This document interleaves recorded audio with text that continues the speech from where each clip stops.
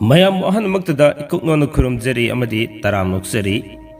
Piki channel Pothaminasi KHANGMINASI channel asina Chayol khudingi nomajing numit khudingi thamjaba Chayolgi Rashifal ngasi supuduna laksari ngasi August ki tang 25 numit asidagina lakadoriba September ki tang 3 fawgi oiba Chayol asigi Rashifal khudol tamjage ngasi ki Chayolgi Rashifal asida mahusagumna tangkak ani thokna thamjabagi mawong adumak thamjage ngasi ki tangkakta tang 25 dagina tang 30 fawgi manungda leiriba fall amadi lemoriba tang 38 dagina September ki tang 3 fawgi leiriba fall kudol tamjagadabani adubo ngasi ki Chayolgi Rashifal si kudol tamjadringai mangoinana sengdoksaba wafam amatang miyamda thamjage madudi mamang Chayolgi Rashifal do kudol tamjaba ngamjahodre masigidamak miyamna tattana aigi number the message thabirakpa comment pibirakpa karigidamak Chayolgi Rashifal thagalaktribano haiduna hubirakpado tasengna numit adu aigi phone si asilakidaba amadi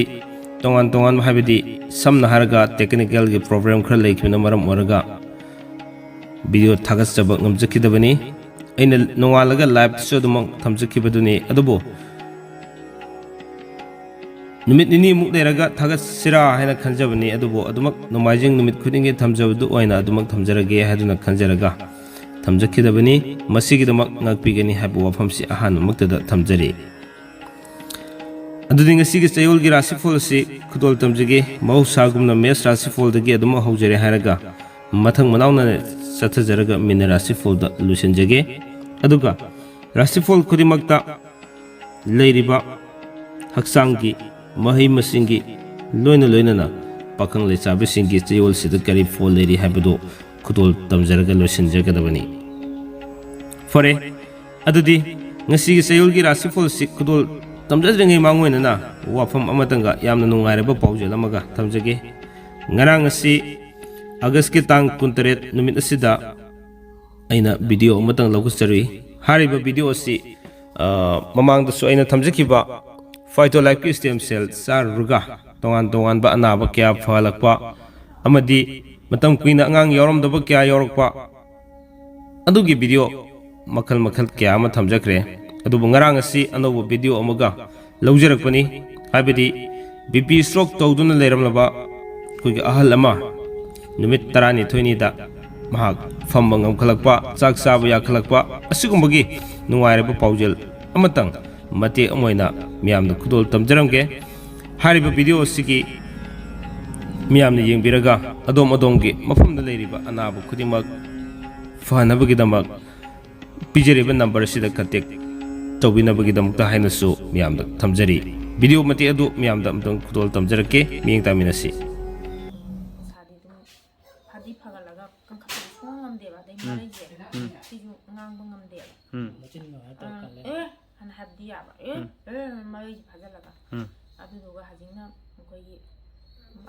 mama kawaiba koi hana moi mama na ado hajite mama hare ade isan pajam dana now ana hare adegi as habase sigu thoe aduga ojiki adugi maron khara thola ise kyam kuirage ba oh hidak si sabadagi ko hidak sinabadagi hidak sinabase numit 30 dong suri ba ko train subu kan sida hana leramba mongdo adi hospital de halaga leba film sida kamai lebiram ge hana leramba di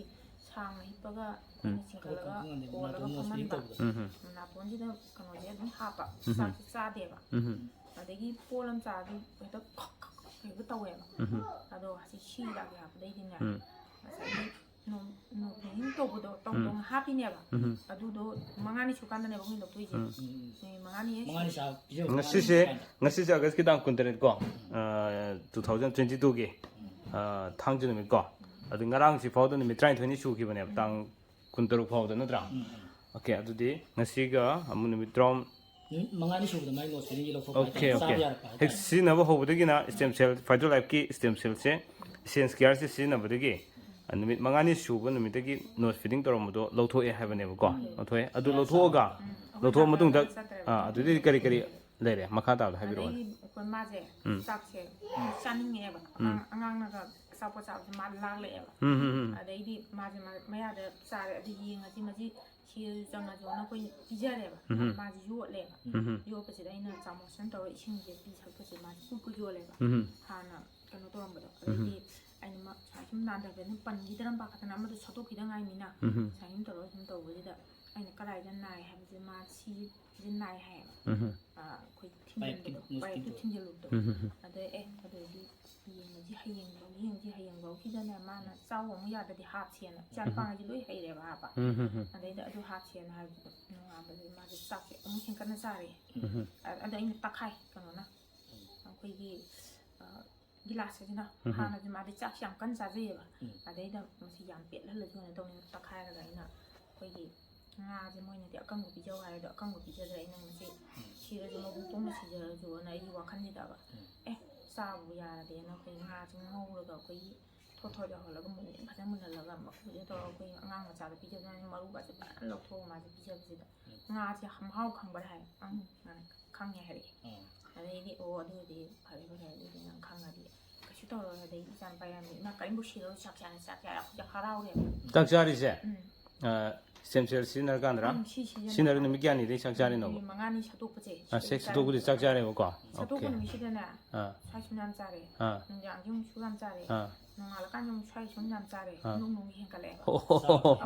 ꯍꯦꯟꯒꯠꯂꯛꯑꯦ ꯃꯁꯤꯗꯤꯅꯦ ꯑꯩꯈꯣꯏꯒꯤ ꯃꯆꯦꯁꯦ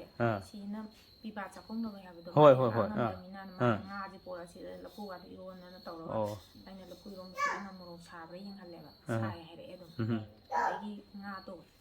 ꯄꯤꯔꯛꯑꯣ ꯇꯣꯜꯂꯛꯑꯣ ꯆꯥꯒꯦꯅ ꯏꯜꯂꯛꯑꯣꯅ ꯍꯥꯏꯔꯦ ꯃꯥ ꯃꯈꯨꯠꯅ ꯆꯥꯅꯤꯡꯉꯛꯑꯦꯕ ꯑꯩꯅ ꯃꯈꯨꯠ ꯑꯣꯏꯅ ꯆꯥꯕꯗꯣ ꯅꯨꯡꯉꯥꯏꯔꯣꯏꯅ ꯑꯩꯅ ꯏꯟꯕꯤꯔꯦ ꯐꯖꯅ ꯇꯣꯜꯂꯒ ꯑꯗꯨ ꯉꯁꯤꯗꯤ ꯍꯦꯛꯇ ꯁ꯭ꯋꯥꯏ ꯁꯨꯝ ꯌꯥꯝꯅ ꯍꯦꯛꯇ ꯂꯣꯏ ꯆꯥꯈꯤꯕ ꯋꯥꯅꯤꯗ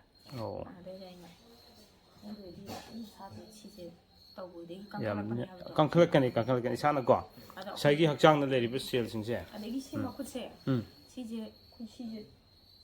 ꯀꯣꯟꯕꯁꯦ ꯁꯤ ꯇꯤꯡꯊꯣꯛꯄꯗ ꯌꯥꯝ ꯋꯥꯔꯝꯃꯦꯕ ꯇꯤꯡꯊꯣꯛꯄꯁꯦ ꯉꯝꯗꯦ ꯃꯥꯁꯨ ꯅꯥꯏ ꯍꯥꯏꯗꯦꯕ ꯍꯧꯖꯤꯛꯇꯤ ꯁꯤꯁꯦ ꯑꯩꯅ ꯁꯨꯝ ꯅꯥꯟꯕ ꯈꯣꯠꯄ ꯇꯧꯕꯗ ꯁꯤ ꯇꯤꯡꯊꯣꯛꯄꯁꯦ ꯌꯥꯔꯦꯕ ꯑꯗꯨꯒ ꯁꯤꯁꯦ ꯁꯨꯃꯥꯏꯅ ꯀꯟꯅ ꯅꯥꯟꯕꯗꯅ ꯃꯥꯁꯦ ꯅꯥꯜꯂꯛꯀꯅꯨ ꯅꯥꯏ ꯍꯥꯏꯔꯛꯑꯦꯕ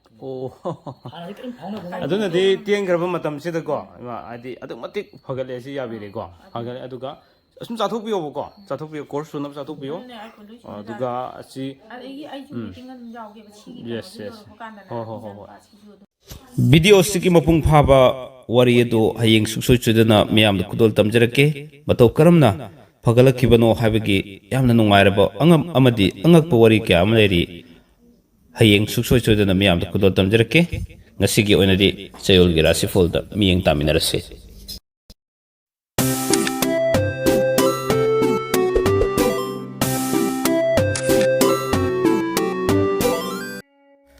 ꯐꯔꯦ ꯈꯨꯗꯣꯜ ꯇꯝꯖꯔꯒꯦ ꯑꯍꯥꯟꯕꯁꯤꯗꯤ ꯃꯦꯁ ꯔꯥꯁꯤꯐꯣꯜꯒꯤ ꯑꯣꯏꯅ ꯇꯥꯡ 19ꯗꯒꯤꯅ ꯇꯥꯡ 30 ꯐꯥꯎꯕꯒꯤ ꯃꯅꯨꯡꯗ ꯑꯅꯧꯕ ꯅꯨꯡꯉꯥꯏꯕ ꯄꯥꯎ ꯇꯥꯒꯅꯤ ꯋꯥꯈꯜ ꯅꯨꯡꯉꯥꯏꯒꯅꯤ ꯁꯨꯕ ꯅꯣꯝꯕ ꯀꯥꯟꯅꯒꯅꯤ ꯀꯔꯕꯥꯔ ꯇꯧꯕꯁꯨ ꯆꯥꯎꯈꯠꯀꯅꯤ ꯃꯤꯅ ꯆꯥꯟꯕꯤꯒꯅꯤ ꯑꯗꯨꯒ ꯂꯦꯝꯍꯧꯔꯤꯕ ꯇꯥꯡ 38ꯗꯒꯤꯅ ꯇꯥꯡ 3 ꯐꯥꯎꯕꯒꯤ ꯃꯅꯨꯡꯗ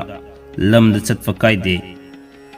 ꯃꯔꯤ ꯃꯇꯥ ꯂꯥꯛꯀꯅꯤ ꯁꯥꯟꯅ ꯈꯣꯠꯅꯕꯒꯤ ꯊꯕꯛ ꯂꯥꯏꯇꯤꯟꯒꯤ ꯊꯕꯛ ꯄꯨꯛꯅꯤꯡ ꯆꯪꯒꯅꯤ ꯍꯛꯆꯥꯡꯒꯤ ꯑꯣꯏꯅꯗꯤ ꯀꯥꯏꯗꯦ ꯃꯍꯩꯒꯤ ꯑꯣꯏꯅꯗꯤ ꯐꯩ ꯑꯗꯨꯒ ꯄꯥꯈꯪ ꯂꯩꯁꯥꯕꯤꯁꯤꯡꯒꯤ ꯑꯣꯏꯅꯗꯤ ꯍꯥꯏꯅ ꯁꯤꯡꯅꯒꯅꯤ ꯑꯅꯤꯁꯨꯕꯗ ꯕ꯭ꯔꯤꯁ ꯔꯥꯁꯤꯐꯣꯜꯒꯤ ꯑꯣꯏꯅ ꯇꯥꯡ 19ꯗꯒꯤꯅ ꯇꯥꯡ 30 ꯐꯥꯎꯕꯒꯤ ꯃꯅꯨꯡꯗ ꯑꯅꯧꯕ ꯅꯨꯡꯉꯥꯏꯕ ꯄꯥꯎ ꯇꯥꯒꯅꯤ ꯑꯅꯧꯕ ꯃꯔꯨꯞ ꯐꯪꯒꯅꯤ ꯁꯨꯕ ꯅꯣꯝꯕ ꯀꯥꯟꯅꯕ ꯋꯥꯈꯜ ꯗ ꯀꯔꯕꯥꯔ ꯇꯧꯒꯦ ꯈꯟꯕꯗꯣ ꯃꯌꯥꯏ ꯑꯣꯏꯅ ꯀꯥꯟꯅꯕ ꯐꯪꯒꯅꯤ ꯀꯔꯕꯥꯔ ꯇꯧꯔꯕ ꯃꯇꯨꯡꯗ ꯑꯗꯨꯒ ꯂꯦꯝꯍꯧꯔꯤꯕ ꯇꯥꯡ 38ꯗꯒꯤꯅ ꯇꯥꯡ 3 ꯐꯥꯎꯕꯒꯤ ꯃꯅꯨꯡꯗ ꯄꯨꯡ ꯏꯁꯩ ꯇꯧꯕ ꯗꯦꯕ ꯀꯔꯃꯒꯤ ꯊꯕꯛ ꯊꯧꯔꯝꯗ ꯃꯤꯡꯆꯠ ꯐꯪꯒꯅꯤ ꯂꯝꯗ ꯆꯠꯄ ꯀꯥꯏꯗꯦ ꯐꯝ ꯍꯣꯡꯉꯤ ꯍꯛꯆꯥꯡꯒꯤ ꯑꯣꯏꯅꯗꯤ ꯀꯥꯏꯗꯦ ꯃꯍꯩꯒꯤ ꯑꯣꯏꯅꯗꯤ ꯐꯩ ꯑꯗꯨꯒ ꯄꯥꯈꯪ ꯂꯩꯁꯥꯕꯤꯁꯤꯡꯒꯤ ꯑꯣꯏꯅꯗꯤ ꯊꯨꯡꯅꯒꯅꯤ ꯃꯤꯊꯨꯟ ꯔꯥꯁꯤꯐꯣꯜꯒꯤ ꯑꯣꯏꯅ ꯇꯥꯡ 19ꯗꯒꯤꯅ ꯇꯥꯡ 30 ꯐꯥꯎꯕꯒꯤ ꯃꯅꯨꯡꯗ ꯄꯟꯗꯨꯅ ꯂꯩꯔꯛꯄ ꯁꯦꯜ ꯐꯪꯒꯅꯤ ꯅꯨꯡꯉꯥꯏꯕ ꯄꯥꯎ ꯇꯥꯒꯅꯤ ꯏꯃꯨꯡ ꯃꯅꯨꯡ ꯁꯥꯟꯇꯤ ꯑꯣꯏꯒꯅꯤ ꯀꯔꯕꯥꯔꯗ ꯁꯦꯜ ꯇꯣꯡꯒꯅꯤ ꯑꯗꯨꯒ ꯇꯥꯡ 38ꯗꯒꯤꯅ ꯇꯥꯡ 3 ꯐꯥꯎꯕꯒꯤ ꯃꯅꯨꯡꯗꯅ ꯂꯝꯗ ꯆꯠꯄ ꯀꯥꯏꯗꯦ aduga pamdaba marupna sel pubikhigani yeknaba yamgani sana khonabagi thabakta mingchat fangani haksangi oinadi thoina akaiba leite mahigi oinadi fajana chatli pakhang lesabi singi oinadi luhongani mathang lagusagi karkat rasifal gi oina tang kunipan dagina tang kunthra fawgi manungda lamda chatfa kaide imung manung semjin sajangani anobu marup fangani wano mamai fakani karbar da saukali aduga tang kunthra mathoi dagina tang ahum fawgi manungdana tabakki anobu paw tagani leikai gi tabak thoram da supukning sangani haksangi oinadi nungaigani aduga pakhang le sabisingi ngakpigani mahima singi oina thoina kaide pakhang le sabisingi oinadi thungnagani Singha Rashifal gi oina tang kunipan dagina tang kunthra fawgi manungda ano ma paw tagani fam hongani wano mamai fakani marup yamgani imung manung simgat sagatkani leikai gi thabak thoramda matam mangani aduga tang kunthra mathoi dagina tang ahum fawgi manungda karbar toba sel fangani pungni sei toba boibung khongba aduga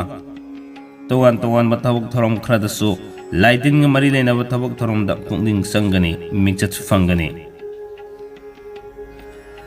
aduga mahakne toriba thabak ta pungning changani haksangi oinadi kaide mahai oinadi mayai oi pakhang le sabisingi oinadi thungnagani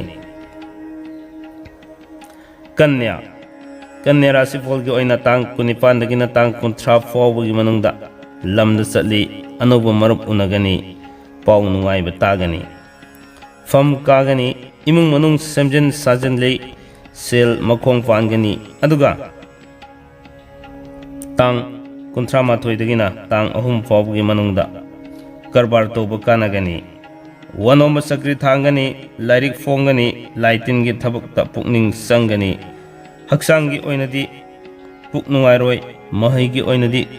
kaide pakhang le sabisingi oinadi muknagani tulla Rashifal gi oina tang kunipan dagina tang kunthra fawgi manungda thabakta hana torama thabakta khenaba lakani ningbu khara kaigani sel chatkani anobu marup fangani suba nomba karbar toba saukhatli aduga tang kunthra mathoi dagina tang ahum fawgi manungdana lamtu koiba chatkani mathau chingani fam hongani haksangi oinadi khwang nuairoi mahai gi oinadi mingchat phangani ngakpigani ningba thungani pakhang le sabisingi oinadi muknagani mathang lagusagi brisik Rashifal gi oina tang kunipan dagina tang kunthra fawgi manungda anoba nungaiba paw tagani fam hongani wanom mai fakani achoba singna chanbigani loinana sayen gi karbar da sel mangani aduga tang kunthra mathoi dagina tang ahum fawgi manungda imung manung semjin sajingani mingon laikiba sel fangani thika toba kanagani laitin gi thabakta pukning sangani haksangi oinadi fai mahai gi oinadi kaide aduga pakhang le sabisingi oinadi thungnagani mathang lakusage dhanu Rashifal gi oina tang kunipan dagina tang kunthra fawgi manungda nungaiba paw tagani fam hongani wanoma mai pakani mina chandigani sayen gi karbar da sel mangani aduga tang kunthra mathoi dagina tang ahum fawgi manungda imung manung semjin sajangani mingon leikhiba sel fangani thika toba kanagani laitin gi thabakta pukning sangani haksangi oinadi kaide mahai gi oinadi fai pakhang le sabisingi oinadi thungnagani mathang lakusage makar Rashifal gi oina tang kunipan dagina tang kunthra fawgi manungda anoba paw tagani aduga fam kagani marup yamgani lamda chatpa kaide lau singu gi thabakta saukhatli karbar saukhatli lamda chatpa kaide aduga tang 38 dagina tang 3 fawbugi manungdana sana khonabagi thabakta pung isei tawba lila drama gi thabakta mingchat fangani haksangi oinadi kaide mahaigi oinadi fai pakhang le sabi singi oinadi tungnagani kumba Rasi Fol gisu tang 19 dagina tang 30 fawbugi manungda mathau singani fam hongani anawba marup fangani lamda chatgani karbar tawba suba noma kanagani isorgi thabak thoramda pukning sangani aduga tang 38 dagina tang 3 fawbugi manungda anawba nungaiba paw tagani imung manung wakhal tinabu watgani adubo yumgi semkat sagatpadi khara ngamgani fam hongdo hongjin khara lei haksangi oinadi kaide mahaigi oinadi fai pakhang le sabi singi oinadi haina singnagani asumna aroibada lakhusage minna Rasi Fol gi oina tang 19 dagina tang 30 fawbugi manungda thabak thoramda tang tagani panduna leraku sel fangani anawba paw tagani lamtu chatgani anawba maruk unagani tang 22 dagina ngakpigani tang 38 dagina tang 3 fawbugi manungda karbarda sel tongani sana konabagi thabakta sel fangani wanoma mai pakani fam hongani haksangi oinadi kaide aduga mahaigi oinadi ningba thongde pakhang le sabi singi oinadi haina singnagani asum ngasi thamjariba Chayolgi Rasi Fol si matang aswaida tensin janabagi tanjado laujage ngasi thamjakiba fight to life sizinaraga fight to life ki stem cell na numit 12 da pp stroke tawduna leramlaba ahalama yamna thuna fagalakpagi mapung phaba video do hayeng suksoi chodena mak khudol tamjarake hariba mato karamna anabdu fagalakibano habagi chapchabu wari do myamda khudol tamjanabagi damak sem sajarabani ngasigi damutani wafam khrasigalona tamjariba Chayolgi Rasi Fol si matang aswaida tensin jarge loiba fawu tabi bamadi miyeng tabi bagi damak punamakpo amukasona thagasaba phongdoksari kanglei pakna yai fare